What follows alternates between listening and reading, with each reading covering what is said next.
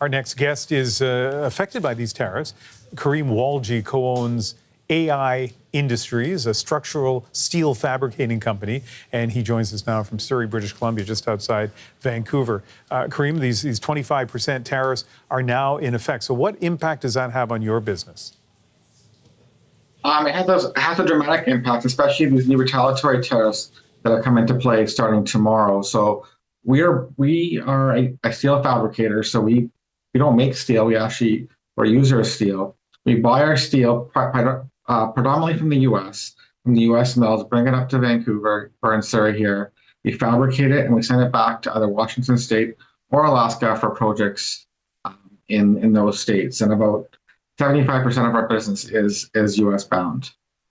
And so have these tariffs been refined and in a way that, it seems to me that if you have the raw product, the steel coming up from the United States to British Columbia, then you add value. Is the tariff going to be on the entire cost of what you're sending back to the States or just the added value? It's going to be on the entire cost. But the U.S. has been pretty smart. What they've done is they've said, okay, if the steel was originally melted in the U.S., and shipped back into the U.S., then that product, regardless of what product code it goes under, is not going to be subject to tariff. Where we get into a problem here is that we're in Vancouver. We have a lot of warehouses here that supply steel, and the warehouses have a mix of U.S. steel, Canadian steel, Mexican steel, overseas steel, obviously from Asia. So if we have to get these one-off pieces, we can't guarantee it's going to be U.S. And so we will get tagged the 25% value tariff on the finished product of that steel, regardless of where it came from. And for those of us who don't understand the steel industry and what's involved in shipping, why not just source all of your steel in places other than the U.S., perhaps Canada? Well, so one big problem that we have right now. So the main steel that's used in construction is called a wide flange beam. Most people know it as an I-beam.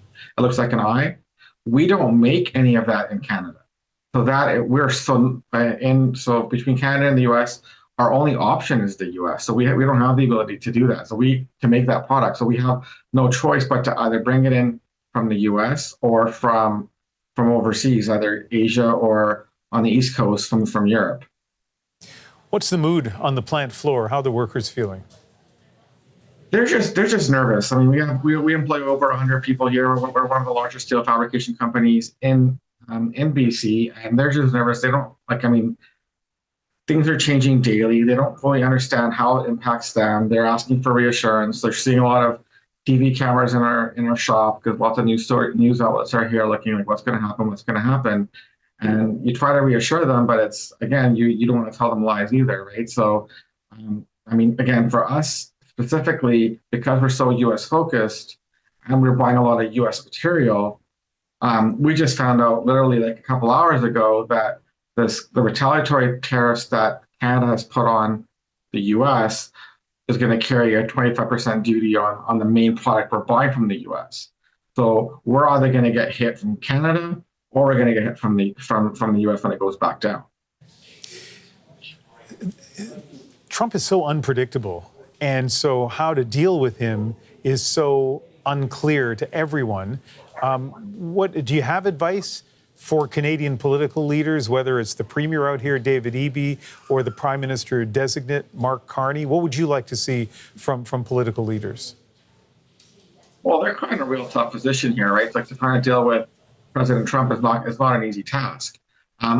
All we're looking for, I think, from like just with all the tariff on again, off again, on again, off again, is just find your solution and let's just stick with it. Whether is it going to be a 5% tariff? Is it going to be a 10% tariff? Is there going to be no tariff? The worst thing for us is just having this, 0 to 25 to 50, back to 0, back to 25. And also for us, it's really hard for us to communicate that to our clients. We have to obviously show strength as a country. But we also have to be smart with the counter tariffs or the retaliatory tariffs that we're putting in place. Like, for example, today when we put our retaliatory tariffs in starting tomorrow, we got to make sure that every product we're putting a tariff on, we can make here. And if we can't make it here, we can't put a tariff on it because we're just killing ourselves.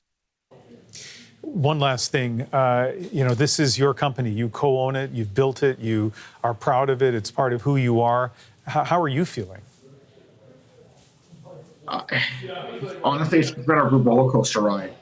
It's been very, very, very stressful. I got no hair for a reason, I guess. But this is it. If I still had my hair, I'd be a little bit. So it's been very, very stressful for my brother, myself, my father, trying to navigate the client side. Like our U.S. based clients saying, "Okay, we've got this. We'll get through this together." And at the same time, going on the shop floor and answering questions from the guys that are, that are relying on AI industries to provide employment. And again, being one of the larger fabricators in the province, people have been here for 15, 20, 25, 30, 35 years, and we just want to make sure that they're okay. Yeah. Well, I appreciate you taking the time to talk about this, a difficult topic, I know, and lots of uncertainty, but it's good that Canadians get to hear stories like yours, Karim. Thank you very much. Thanks for having me. Karim Walji, co-owner of AI Industries, a structural steel fabricating company, joining us from Surrey, British Columbia.